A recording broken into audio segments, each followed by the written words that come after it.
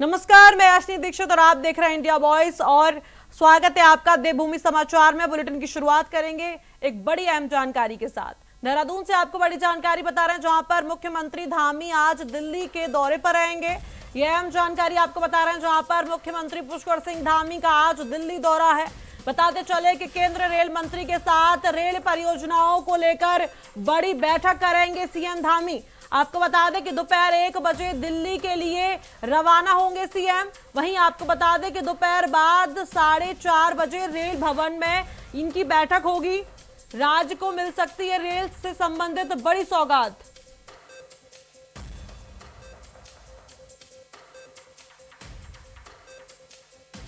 जहां पर मुख्यमंत्री पुष्कर सिंह धामी आज दिल्ली के दौरे पर रहेंगे।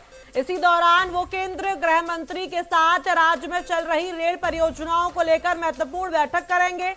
साथ ही सीएम धामी दोपहर 1 बजे दिल्ली के लिए रवाना होंगे। इसके बाद शाम करीब 4:30 बजे रेल भवन में रेल मंत्री के साथ बैठक भी करेंगे सीएम धामी। साथ ही आपको बता दें कि बैठक में उत्तराखंड की रेल कनेक्टिविटी, लंबित परियोजनाओं और नई योजनाओं पर भी चर्चा होने की संभावना बताई जा रही है। राज्य सरकार को उम्मीद है कि इस बैठक के बाद उत्तराखंड को रेल क्षेत्र से जुड़ी कई महत्वपूर्ण सौगात मिल सकती हैं। बताते चले कि मुख्यमंत्री के दौरे को राज्य के विकास और परिवहन सुविधाओं के विस्तार की दिशा में काफी अहम माना जा रहा है। ये बड़ी जानकारी आपको बता रहे हैं, जहां पर मुख्यमंत्री पुष्कर सिंह धामी आज दिल्ली के दौरे पर रहेंगे। बता दें कि सीएम धामी का आज दिल्ली दौरा है, जहां पर आपको बता दें कि सीएम धामी 1 बजे दिल्ली के लिए रवाना होंगे। बताते चले कि केंद्र रेल मंत्री के साथ रेल परियोजनाओं को लेकर बैठक करेंगे सीएम धामी।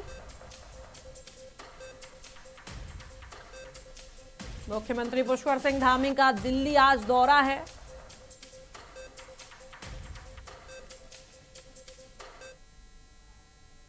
इसी बीच एक और महत्वपूर्ण जानकारी आपको बता रहे हैं, जहां पर कांग्रेस राष्ट्रीय महासचिव संगठन के सी वेणुगोपाल का दौरा है। आपको बता दें कि महासचिव का 2 दिवसीय उत्तराखंड दौरा आज से शुरू होगा।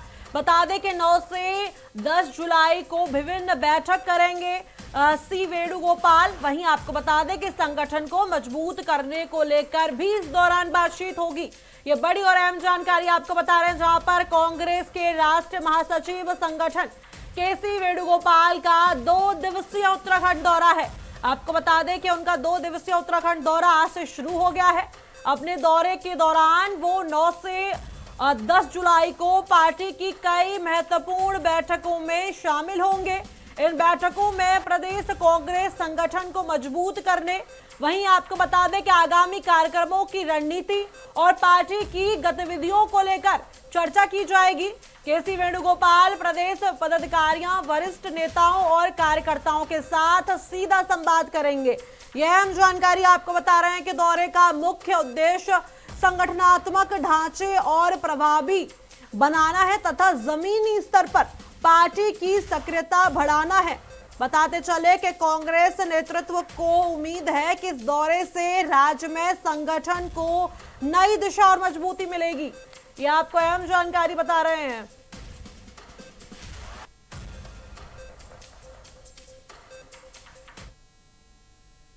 वहीं आपको बता दें कि हरिद्वार जिले में पिछले 24 घंटों के दौरान जोरदार बारिश दर्ज की गई। बता दें कि जिला प्रशासन के अनुसार लक्सर में सबसे अधिक आपको बता दें कि 180 मिलीमीटर, रुड़की में आपको बता दें 160 मिलीमीटर, वहीं आपको बता दें कि हरिद्वार में 122 मिलीमीटर, रोशनाबाद में 115 मिलीमीटर और भगवानपुर में 45 मिलीमीटर वर्षा का जो रिकॉर्ड है वो दर्ज किया गया है। इस दौरान मौसम विभाग ने गुरुवार को न्यूनतम तापमान 21 डिग्री और अधिकतम 26 डिग्री सेल्सियस दर्ज किया है।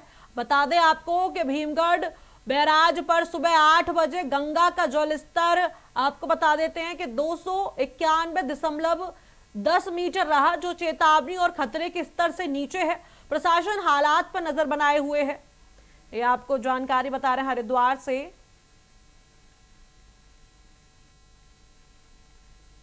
जहां पर पिछले 24 घंटे के दौरान जोरदार बारिश दर्ज की गई। आपको बता दें कि पूरे उत्तराखंड में भारी बारिश दर्ज की गई है, जहां पे आपको बता दें कि विभिन्न जिलों में जो जिला प्रशासन के अनुसार लक्सर में सबसे अधिक 180 मिलीमीटर, रुड़की में आपको बता दें कि 160 मिलीमीटर की जो बरसात है वो दर्ज की गई है। वहीं हरिद्वार में 122 मिलीमीटर, वहीं आपको बता दें कि रोशनाबाद में जो आंकड़ा है वो 115 मिलीमीटर का दर्ज किया गया है और भगवानपुर में 45 मिलीमीटर जो वर्षा रिकॉर्ड की गई है। बता दें कि उत्तराखंड में 24 घंटे से लगातार झमाझम बारिश हो रही है। पूरे उत्तराखंड में आपको बता दें कि लगातार झमाझम बारिश हो रही है और अलग अलग जिलों में जो बरसात है वो दर्ज की गई है, उनके अलग अलग आंकड़े दर्ज किए गए हैं।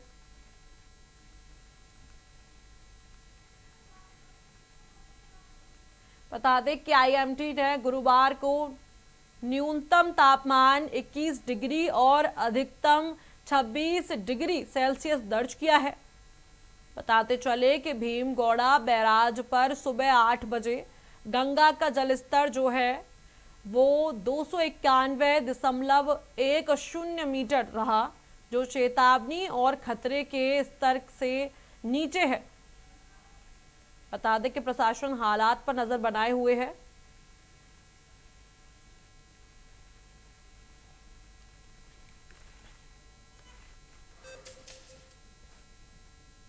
वहीं उत्तराखंड कांग्रेस के वरिष्ठ नेता प्रकाश जोशी को पार्टी ने बड़ी जिम्मेदारी सौंपी है। कांग्रेस के राष्ट्र महासचिव संगठन के सी वेणुगोपाल ने उन्हें पश्चिम बंगाल का प्रभारी नियुक्त किया है। प्रकाश जोशी को राज्य में पार्टी के संगठन को मजबूत करने और विभिन्न कार्यक्रमों के सफल संचालक की जिम्मेदारी दी गई है। उनकी नियुक्ति के बाद कांग्रेस कार्यकर्ताओं में उत्साह देखा जा रहा है। बताते चले कि पार्टी नेतृत्व को उम्मीद है कि उनके अनुभव और संगठनात्मक क्षमता का लाभ पश्चिम बंगाल में कांग्रेस को मिलेगा। बताते चले कि प्रकाश जोशी लंबे समय से कांग्रेस में सक्रिय भूमिका निभाते रहे हैं और संगठन से जुड़े कई महत्वपूर्ण कार्यों का दायित्व संभाल चुके हैं। नई जिम्मेदारी मिलने के बाद वो जल्द ही पश्चिम बंगाल में पार्टी की गतिविधियों को गति देंगे।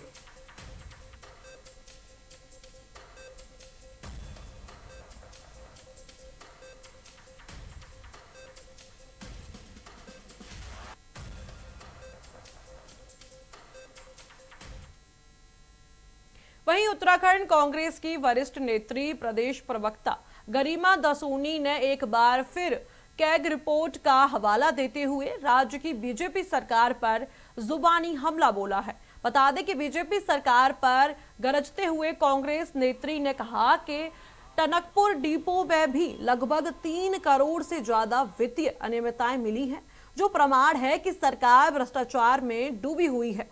कांग्रेस ने कहा कि भ्रष्टाचार से ध्यान भटकने के लिए भाजपा नेता धर्म और जाति की राजनीति करने में मशगूल हैं।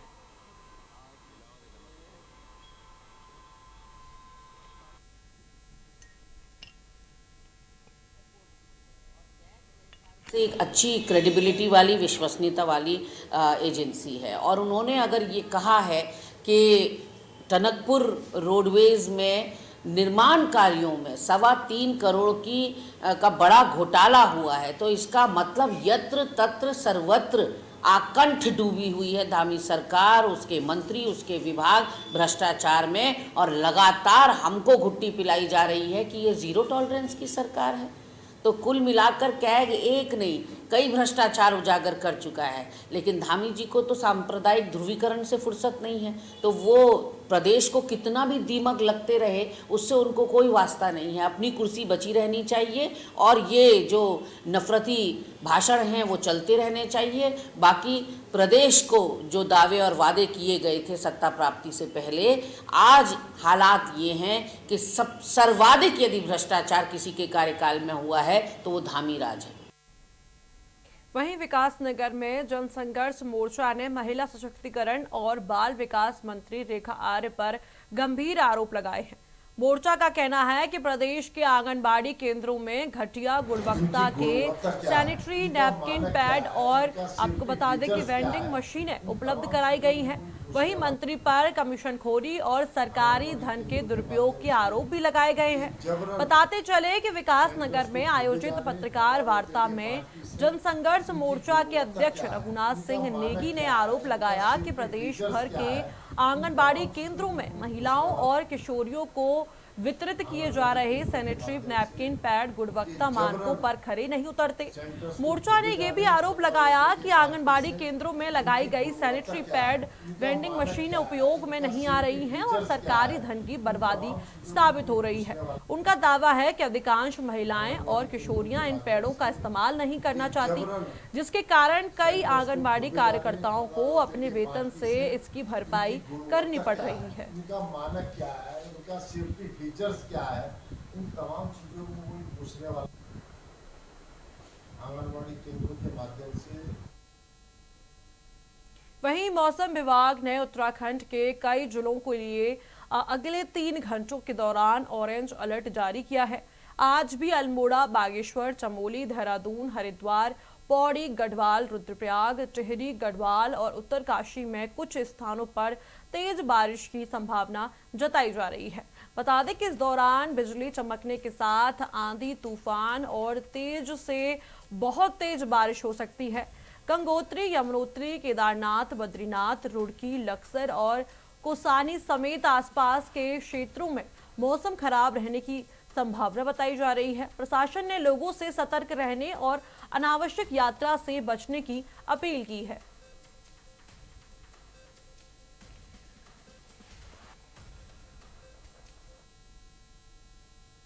वहीं नई टिहरी में सुरकंडा के पास कदूखाल क्षेत्र में राष्ट्रीय राजमार्ग 707A पर भूस्खलन से खतरा पैदा हो गया है।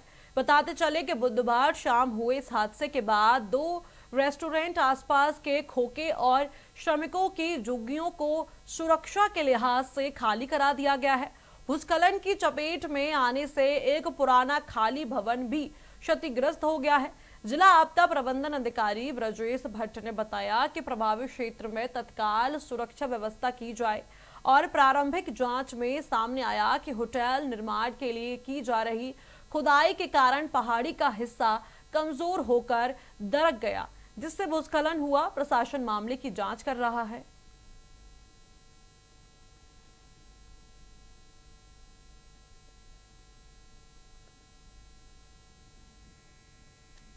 वहीं उत्तराखंड का हरिद्वार शहर भी गंगा एक्सप्रेसवे से जोड़ने जा रहा है। बता दें कि उत्तराखंड और उत्तर प्रदेश सरकार के बीच गंगा एक्सप्रेसवे एक्सटेंशन की सहमति बन चुकी है और जल्द ही MOU साइन होगा। गंगा के 2 महत्वपूर्ण शहर हरिद्वार और इलाहाबाद अब गंगा एक्सप्रेसवे एक्सटेंशन के माध्यम से सीधे कनेक्ट हो पाएंगे। बताते चले कि दोनों राज्यों के बीच एक्सप्रेसवे एक्सटेंशन को लेकर सहमति बन चुकी है और जल्द ही MOU साइन हो जाएगा। बता दें कि उत्तर प्रदेश में एक एक्सटेंशन को लेकर औद्योगिक विभाग को नोडल अधिकारी बनाया गया है, जबकि उत्तराखंड में लोक निर्माण विभाग इसका नोडल अधिकारी होगा। लोक निर्माण विभाग ने सचिव डॉक्टर पंकज कुमार पांडे ने कहा कि गंगा एक्सप्रेसवे एक्सटेंशन होने से उत्तराखंड और उत्तर प्रदेश के बीच सफर और कम समय का रह जाएगा।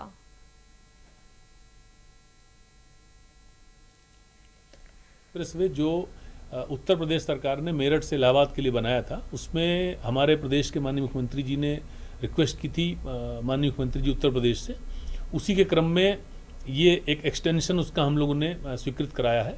ये जो है बीच में से अमरोहा के आसपास से कहीं से स्टार्ट होके हरिद्वार आएगा। तो हम लोग की ये इच्छा थी उत्तराखंड गवर्नमेंट की कि गंगा जी का जो 2 इम्पोर्टेंट टाउन है उसमें हरिद्वार भी आता है, इससे इलाहाबाद एक इम्पोर्टेंट टाउन है, तो हरिद्वार भी इलाहाबाद से जुड़ जाएगा उस एक्सप्रेसवे से। उसके क्रम में एक MOU का ड्राफ्ट पे सहमति हो गई है। उत्तराखंड सरकार ने अपनी सहमति यूपी गवर्नमेंट को दे दी है।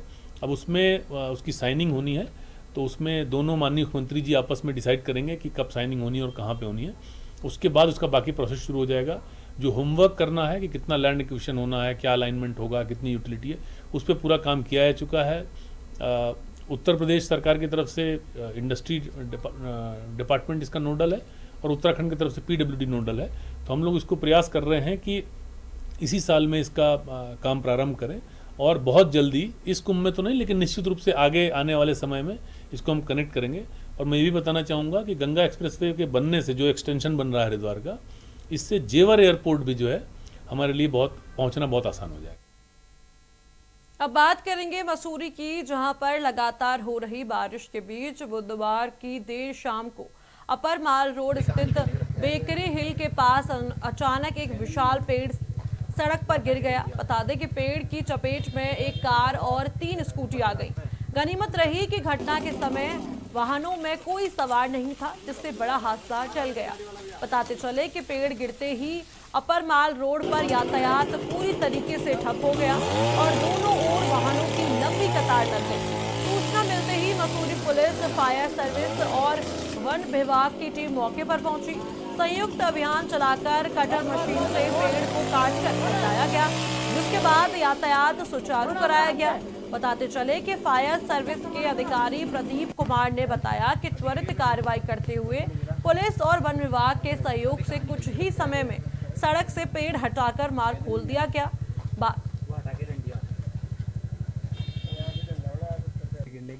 रोड बाधित था। जैसे हम सूचना प्राप्त हुई, अपने फायर यूनिट के साथ में जो हम यहाँ मौके पर पहुंचे, हमने देखा 2 स्कूटी और एक कार के ऊपर पेड़ गिरा था। फायर सर्विस ने वुडन कटर की सहायता से जो है पेड़ को छोटे टुकड़े में काटकर रोड किनारे किया है। हाँ। जी। तो क्या किसी प्रकार का नुकसान, गाड़ी कोई डैमेज हुई है कि सब? ना, गाड़ी सुरक्षित है और बाइक भी, ये स्कूटी भी थोड़ी सुरक्षित है। हल्का फुल्का होगा नुकसान, कोई ज़्यादा नुकसान नहीं हुआ है।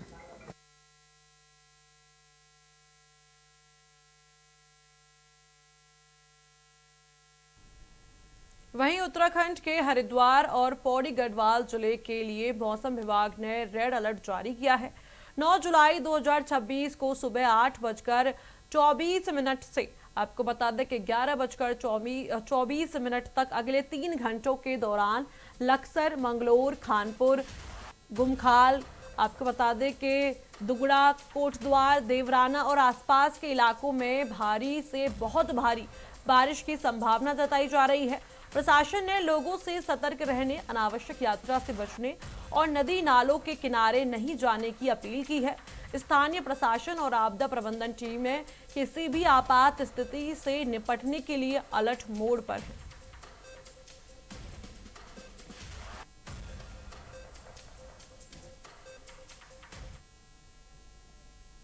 फिलहाल इस बुलेटिन में इतना ही। आप देखते रहिए इंडिया वॉइस।